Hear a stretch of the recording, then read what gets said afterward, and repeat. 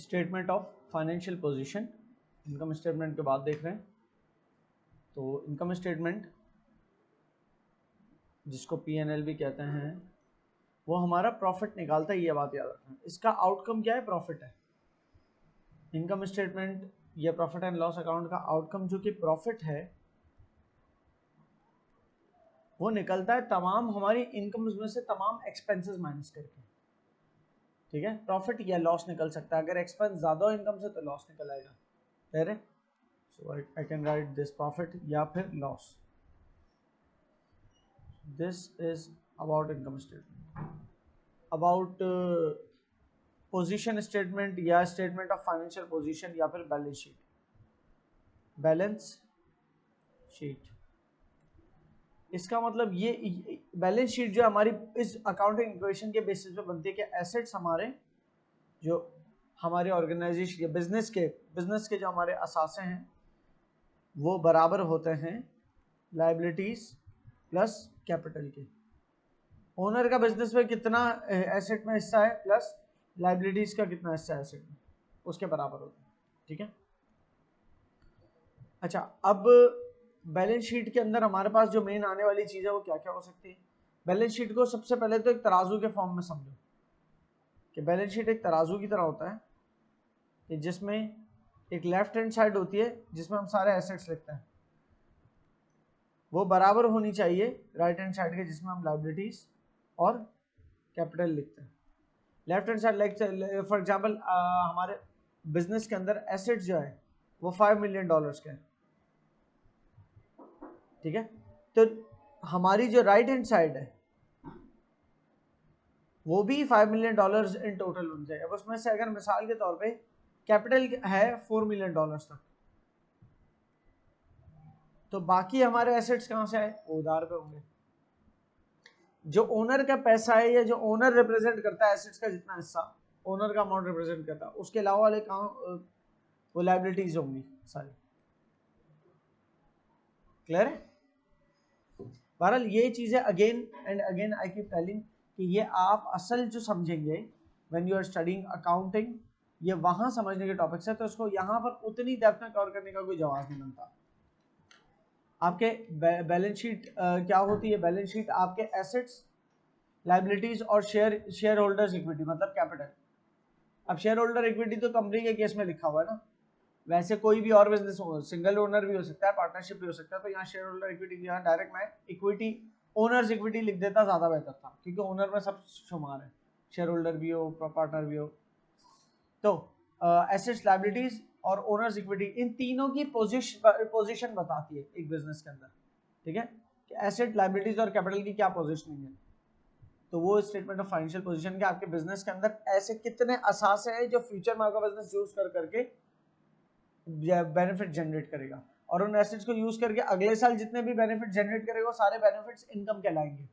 आपकी आमदनी हुई, आमदनी प्रॉफिट बनाती है, प्रॉफिट में से सारा प्रॉफिट सारे का सारा कैपिटल में ट्रांसफर होता है, फिर उस कैपिटल में से ओनर जितना ओनर ने पैसा निकलवाया होता है पूरे साल वो माइनस हो जाता है, तो फिर एक कैपिटल का बचा हुआ अमाउंट रहता है। तो ये सब कुछ अकाउंटिंग में बहुत इजीली समझ जाओगे, ये मैं थोड़ा सा बाईपास कर रहा हूँ।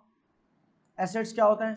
एसेट्स में भी करंट एसेट्स और नॉन करंट एसेट्स होते हैं, जैसे ऊपर बात की थी, ऑलरेडी बता चुका हूँ इसको मैं कि जो एक साल के अंदर अंदर कंज्यूम हो जाए, यूटिलाइज हो जाए, वो करंट एसेट्स होता है।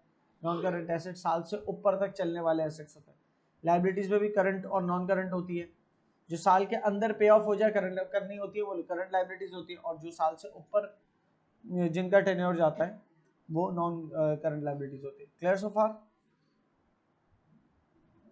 यहाँ पर एक आपको जो है ना शेयर होल्डर्स इक्विटी करके एक हेड बना हुआ है। अब क्योंकि कंपनीज को लेकर हम ज्यादा बेहतर तरीके से अकाउंटिंग समझते हैं, मैंने शुरू से बोला कंपनी को ध्यान में रखते हुए पूरे बिजनेस और अकाउंटिंग समझोगे तो आपको ज्यादा उसकी फॉर्मेटेड एप्लीकेशन मिलेगी कि क्या फॉर्मेट होता है अकाउंटिंग का। बाहर इक्विटी एक कंपनी के अंदर क्या कहलाती है? Share holders equity. इक्विटी मतलब ओनर का पैसा।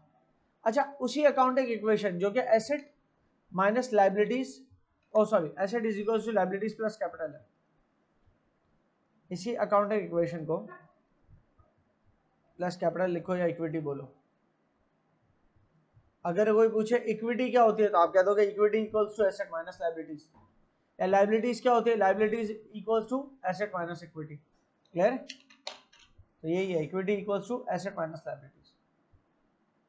तो एसेट्स आपके 5 लाख के, शेयर होल्डर इक्विटी आपकी 4 लाख की है, तो लाइबिलिटी कितनी हुई 1 लाख, सही, निकाल लिया एसेट और शेयर इक्विटी का डिफरेंस। इन्वेस्टोपीडिया एक बहुत अच्छी वेबसाइट है फॉर डेफिनेशंस, फॉर एक्सप्लेनिंग सम की concept in just one paragraph के अंदर ये बड़ा अच्छा इलस्ट्रेट कर देता है किसी भी कॉन्सेप्ट, तो ये उससे पिक्चर उठाई हुई है। Equity can be further divided into 2 main components, equity को भी 2 हिस्सों में आप तोड़ सकते हो। फिर एक होती है कंट्रीब्यूटेड, क्या एक होता है कंट्रीब्यूटेड कैपिटल, इक्विटी का मतलब क्या होता है, ओनर का कैपिटल, ठीक है ना। उसके अंदर एक होता है कंट्रीब्यूटेड, जो ओनर ने बराह रास्त पैसा डाला है बिजनेस के अंदर, और दूसरा है रिटेन्ड, कि जो प्रॉफिट्स हुए हैं और जमा करके रखे हुए, वो प्रॉफिट सारे के सारा ओनर नहीं लेके चला गया, वो प्रॉफिट का जो हिस्सा बिजनेस में रह गया वो रिटेन, क्योंकि प्रॉफिट सारे के सारे कैपिटल में ऐड हो जाते हैं ना, ओनर्स कैपिटल में, उसमें से सारा का सारा ओनर थोड़ी लेके चला जाता है, क्लियर है। चलो कैपिटल के अंदर कंट्रीब्यूटेड कैपिटल होता है, रिटेन्ड अर्निंग्स होती है। बैलेंस शीट को अंडरस्टैंड करना हो तो बैलेंस शीट को अंडरस्टैंड, जिस तरह इनकम स्टेटमेंट के अंदर या कैश फ्लो के अंदर हमने देखा था अंडरस्टैंडिंग, कैश फ्लो की अंडरस्टैंडिंग ये थी कि कैश इनफ्लोज आउटफ्लोज देख लो, ओपनिंग क्लोजिंग कैश देख, इनकम स्टेटमेंट के अंदर आपके इनकम जनरेटिंग वाले अकाउंट्स कौन से हैं, एक्सपेंसेस कौन से हैं, तो नेट प्रॉफिट बच रहा है, लॉस बच रहा है, सबसे ज़्यादा बड़ा एक्सपेंस कौन सा है जिसकी वजह से प्रॉफिट कम आ रहा है या लॉस हो रहा है, या आप अपना मजीद प्रॉफिट बढ़ा कैसे सकते हो, वो सारे डिसीजन मेकिंग इनकम स्टेटमेंट के असेसमेंट्स होते हैं। इसी तरीके से बैलेंस शीट के अंदर असेसमेंट होते हैं, किस चीज़ को देखकर, बैलेंस शीट में असेसमेंट्स होते हैं कि कंपनी के पास कितने एसेट्स हैं, उन एसेट्स में से कितने नॉन करंट एसेट्स हैं और कितने करंट एसेट्स हैं, क्या करंट एसेट्स हमारे पास इनफ है कि करंट लायबिलिटीज को पे ऑफ करने के बाद भी कुछ बचे वर्किंग कैपिटल, कितने करंट एसेट्स हैं, या क्या करंट एसेट्स करंट लायबिलिटीज से भी कम है, अगर करंट एसेट्स करंट लायबिलिटीज से भी कम है इसका मतलब सर पे आएंगे करंट लायबिलिटीज तो पे करने के लिए करंट एसेट्स नहीं है, मतलब बिजनेस लिक्विड नहीं है। बिजनेस को लिक्विडिटी क्रिएट करने के लिए या तो कोई नॉन करंट लोन लेनी पड़ेगी ताकि करंट एसेट्स के अंदर कुछ कैश आ सके। नॉन करंट लोन इसलिए बोला क्योंकि करंट लायबिलिटीज वाली लोन ली ना तो जितना कैश करंट एसेट में आएगा उतनी करंट लायबिलिटीज भी बढ़ जाएगी, तो वर्किंग कैपिटल पे कोई फर्क नहीं पड़ेगा। अगर आपको वाकईतन अपना वर्किंग कैपिटल इंप्रूव करना है तो नॉन करंट लायबिलिटी को लेनी पड़ेगी और उससे करंट एसेट्स के अंदर कैश और बैंक अकाउंट में पैसा आ जाएगा ताकि करंट लायबिलिटीज को तो पे ऑफ कर सको। ये सारी चीज़ों का एनालिसिस जो है बैलेंस शीट के जरिए पॉसिबल है। बैलेंस शीट के जरिए बहुत सारे रेशियोज भी अप्लाई किए जाते हैं, ये पता चलता है कि बिजनेस कितना लिक्विड है, कितने अपने खर्चे मतलब आने वाले खर्चों को कितना उठा सकता है बिजनेस, नंबर 1। नंबर 2 ये कि बिजनेस के पास पैसा ओनर का कितना लगा हुआ है और उधार का कितना लगा हुआ है, जिसे हम गियरिंग भी कहते हैं। तो ये सारे रेशियोज पे कैलकुलेशन होती है बैलेंस शीट के अंदर। जब रेशियोज के चैप्टर में आओगे तो बैलेंस शीट का एनालिसिस सीखोगे, तो यहाँ एनालिसिस करना बेकार है, बस एक दफा बैलेंस शीट की शक्ल देख लो। अच्छा, ये बैलेंस शीट की शक्ल ना, स्टेटमेंट ऑफ फाइनेंशियल पोजीशन भी मैंने कहा नाम है, बैलेंस शीट भी नाम है। अगर मैं फर्क करना चाहूँ ना कि फिर भी मुझे जबरदस्ती का फर्क करना हो स्टेटमेंट ऑफ फाइनेंशियल पोजीशन और बैलेंस शीट में, तो फर्क करने का तरीकेकार यूं है, ये जो है ये स्टेटमेंट फॉर्म बनी हुई है, मैं किसी 1 साल की उठा रहा हूँ, 2 साल की बनी हुई है, मैं 1 साल की उठा रहा हूँ, ये स्टेटमेंट है, इसे कहूंगा statement of,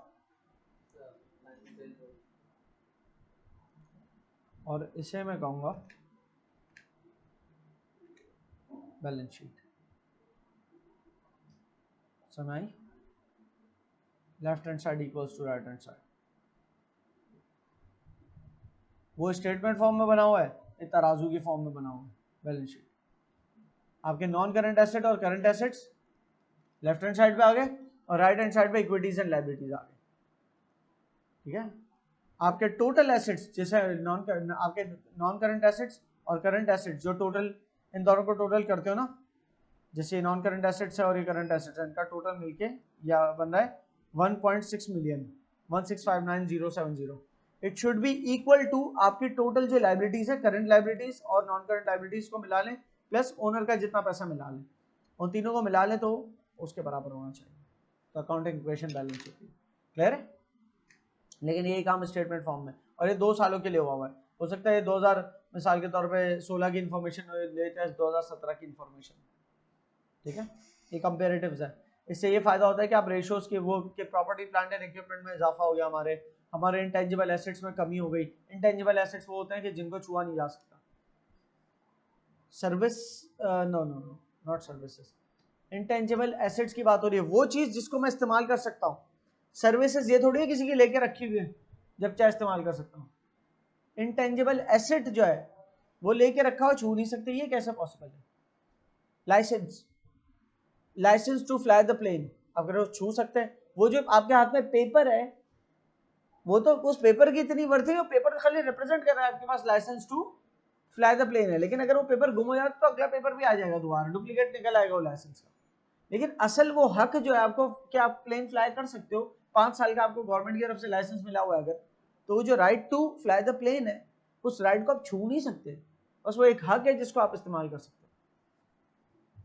interpret a simple statement of financial position. Financial position को आप देख लो, आपके टोटल इक्विटी होती है जिसके अंदर ओनर का पैसा शामिल है, बिजनेस को कहाँ से फाइनेंसेस मिले, ओनर से कितना मिला है, करंट लायबिलिटी कितनी, नॉन करंट कितनी, वर्किंग कैपिटल निकाल सकते हो आप एक बैलेंस शीट से कि करंट एसेट्स जो करंट लायबिलिटीज से ऊपर हो वो कितने हैं। करंट एसेट्स मिसाल तौर पर $50,000 के, करंट लायबिलिटीज $40,000 के, तो वर्किंग कैपिटल $10,000 होना।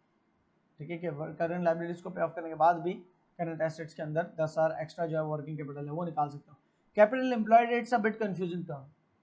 कैपिटल एम्प्लॉयड, वैसे कैपिटल का मतलब मैंने क्या बताया, ठीक है ना। अब कैपिटल का मतलब मैंने बताया ओनर्स इक्विटी, ठीक है, लेकिन कैपिटल एम्प्लॉयड का मतलब होता है लॉन्ग टर्म फाइनेंस।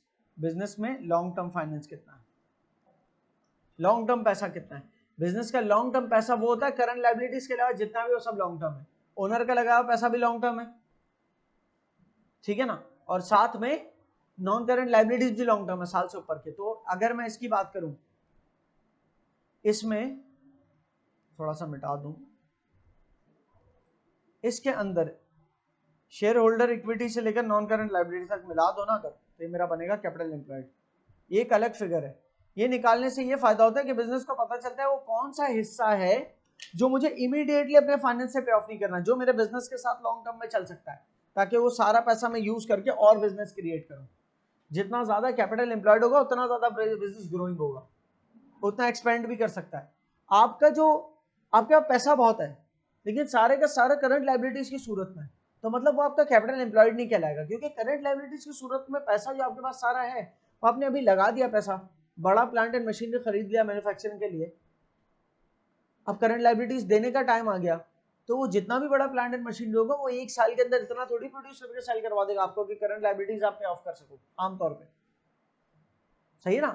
तो इसलिए टेंशन है बिजनेस के लिए करंट लायबिलिटीज।